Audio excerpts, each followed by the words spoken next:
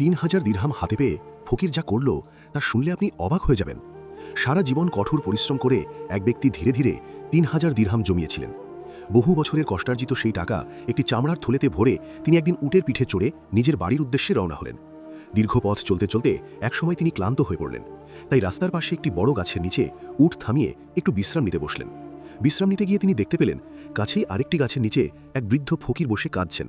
ফকিরটি বারবার আফসোস করে বলছিল, হায় আমার ভাগ্য, একসময় আমার অনেক সম্পদ ছিল, আমি বড় ব্যবসায়ী ছিলাম, কিন্তু আজ সব হারিয়ে পথে পথে ভিক্ষা করতে হচ্ছে। ফকিরের কথা শুনে লোকটির মনে দয়া হলো। তিনি এগিয়ে গিয়ে শান্তভাবে জিজ্ঞেস করলেন, চাচা, আপনার কি কোনো ইচ্ছা আছে যা পূরণ হলে আপনার মনটা একটু শান্ত হবে? বৃদ্ধ ফকির দীর্ঘশ্বাস ফেলে বলল, বাবা, জীবনে অনেক টাকা রেখেছি, কিন্তু এখন আর কিছুই নেই। মাঝে মাঝে মনে হয় যদি আর একবার অনেকগুলো টাকা হাতে নিয়ে দেখতে পারতাম তাহলে হয়তো মনটা একটু ভরে যেত। সরল ও দয়ালু মানুষটি ফকিরের কথা শুনে নিজের থলেটা তার হাতে তুলে দিলেন।